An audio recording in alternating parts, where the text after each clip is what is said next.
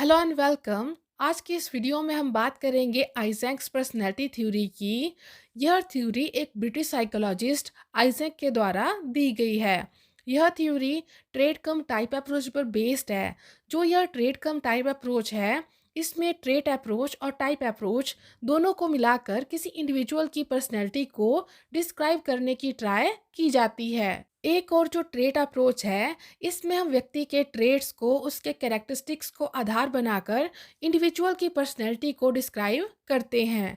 दूसरी तरफ जो टाइप अप्रोच है, इसमें हम पर्सनैलिटी का वर्गीकरण करते हैं, मतलब कि इंडिविजुअल की पर्सनैलिटी को डिफरेंट डिफरेंट टाइप्स में डिवाइड किया जाता है। जो ट्रेट कम टाइप अप्रोच है, इसमें हम इन दोनों ट्रेट्स को मिलाकर किसी इंडिविजुअल की पर्सनैलिटी को डिस्क्राइब करते हैं। जो आइजैक हैं, इन्होंने इसी अप्रोच को फॉलो किया है। यह सिर्फ किसी इंडिविजुअल की पर्सनैलिटी को डिस्क्राइब या फिर उसकी पहचान बनाने के लिए ट्रेट्स की बात नहीं करती है, बल्कि ये इन गुणों के आधार पर इन ट्रेट्स को बेस बनाकर यह व्यक्तियों को डिफरेंट डिफरेंट टाइप्स में डिवाइड करते हैं, मतलब कि डिफरेंट डिफरेंट वर्गों में बांटते हैं। जो आइजैक हैं, इन्होंने कहा कि हमारी जो पर्सनैलिटी है, वो बायोलॉजिकल फैक्टर जैसे कि हेरिडिटी यानी जीन्स हो गया, और जो एनवायरनमेंट है, इससे काफ़ी ज़्यादा प्रभावित होती है। यहाँ पर जो आइजैक हैं, इन्होंने बायोलॉजिकल फैक्टर को ज़्यादा इम्पोर्टेंस दी एनवायरनमेंट के कंपैरिजन में। मतलब कि इन्होंने एनवायरनमेंट पर ज़्यादा ध्यान नहीं दिया, और जो आपके बायोलॉजिकल फैक्टर हैं जैसे कि आपका जेनेटिक हो गया, इस पर काफ़ी ज़्यादा फोकस किया। तो इनकी थ्योरी के अनुसार सभी ह्यूमन में कुछ बेसिक ट्रेट्स होते हैं, और हर एक इंडिविजुअल का डिफरेंट टेम्परामेंट होता है, टेम्परामेंट टाइप होता है। तो आपको याद रखना है कि जो आइजैक पर्सनैलिटी थ्योरी है, ये आपके बायोलॉजिकल फैक्टर्स पर बेस्ड है। यहाँ से अभी तक ज़्यादा क्वेश्चन नहीं पूछे गए हैं। ज़्यादातर यही पूछा जाता है कि जो आपके आइजैक है, वो क्या है, आपके एक ब्रिटिश साइकोलॉजिस्ट है। नेक्स्ट अब हम बात करेंगे Isaac's three dimensions of personality की।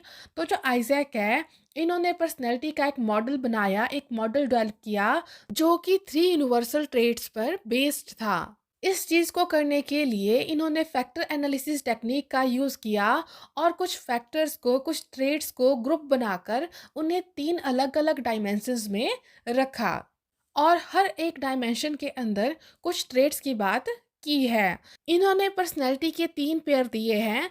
फर्स्ट है एक्स्ट्रावर्जन इंट्रोवर्जन, सेकंड है न्यूरोटिसिज्म स्टेबिलिटी, लास्ट है साइकोटिसिज्म सोशलाइजेशन। इन तीनों डायमेंशंस को आप पैन मॉडल के नाम से भी याद रख सकते हो।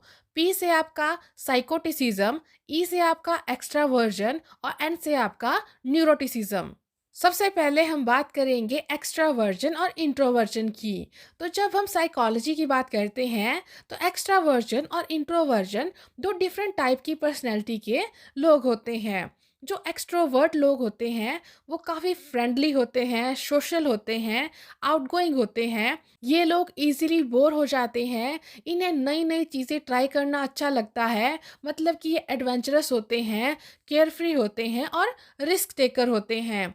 दूसरी तरफ जो आपके इंट्रोवर्ट होते हैं, ये लोग काफ़ी चुपचाप रहने वाले होते हैं, मतलब कि शांत स्वभाव के होते हैं, काम होते हैं, अपने काम से काम रखते हैं, और सॉलिट्यूड उनको पसंद होता है। मतलब कि ये लोग अकेले रहना पसंद करते हैं। अब आपने देखा होगा कि कुछ लोग एक्सट्रोवर्ट पर्सनैलिटी वाले होते हैं, और कुछ लोग इंट्रोवर्ट पर्सनैलिटी वाले होते हैं। तो जो आइजैक हैं, इनके अनुसार जो एक्सट्रोवर्ट होते हैं, उनका नर्वस सिस्टम अंडर अराउज्ड होता है। मतलब कि उनका नर्वस सिस्टम शांत होता है, अराउज्ड नहीं होता है। मतलब कि वो ज़्यादा एक्साइटेड नहीं होता है। तो इसलिए उन्हें बाहर से एनवायरनमेंट की, लोगों की नीड होती है।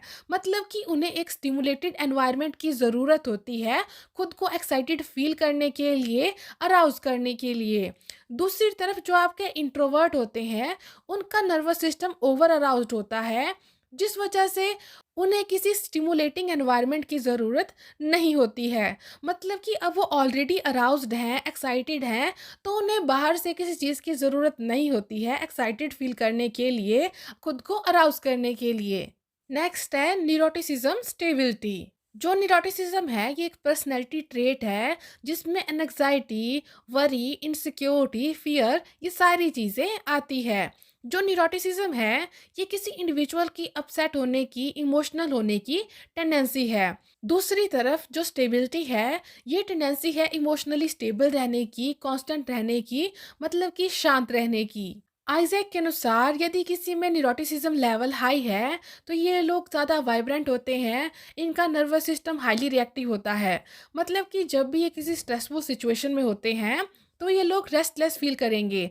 मतलब कि ये जल्दी क्या है, रेस्टलेस हो जाएंगे, इमोशनली अनस्टेबल हो जाएंगे। ऐसे जो लोग होते हैं जिनमें कि न्यूरोटिसिज्म लेवल हाई होता है, ये लोग बहुत से नेगेटिव इमोशंस जैसे कि सैडनेस हो गया, फियर हो गया, एंगर हो गया, इनको वो एक्सपीरियंस करते हैं।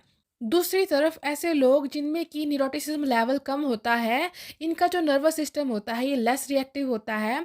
मतलब कि ये जो लोग होते हैं, इनमें इमोशनल स्टेबिलिटी होती है, मतलब खुद को शांत रखने की योग्यता होती है। ये लोग स्ट्रेसफुल सिचुएशन में शांत रहते हैं, खुद को रिलैक्स रखते हैं। लास्ट हमारे पास है साइकोटिसिज्म सोशलाइजेशन। जो साइकोटिसिज्म है इसका मतलब होता है कि इन लोगों में एम्पैथी की कमी होती है, ये इम्पल्सिव होते हैं। अब ऐसे जो लोग हैं जिनमें ये ट्रेट हाई होता है, मतलब कि जिनमें साइकोटिसिज्म की जो लेवल है वो हाई होता है, ये लोग काफ़ी अग्रेसिव होते हैं, ट्रबलसम होते हैं और ये एंटी सोशल होते हैं।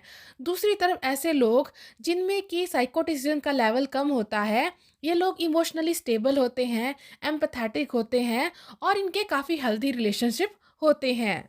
अब कुछ लोग साइकोटिसिज्म पर्सनैलिटी वाले होते हैं और कुछ लोग सोशलाइज्ड पर्सनैलिटी वाले होते हैं। तो जो आइजैक है इनके अनुसार ऐसा टेस्टोस्टेरोन की वजह से होता है। जिन लोगों में टेस्टोस्टेरोन लेवल हाई होता है, ये लोग साइकोटिक पर्सनैलिटी के होते हैं, और जिनमें टेस्टोस्टेरोन लेवल कम होता है, लो लेवल होता है, वो आपके सोशलाइज्ड पर्सनैलिटी वाले लोग होते हैं। इसी के साथ आज के लिए इतना ही, मिलते हैं नेक्स्ट वीडियो में। Thank you.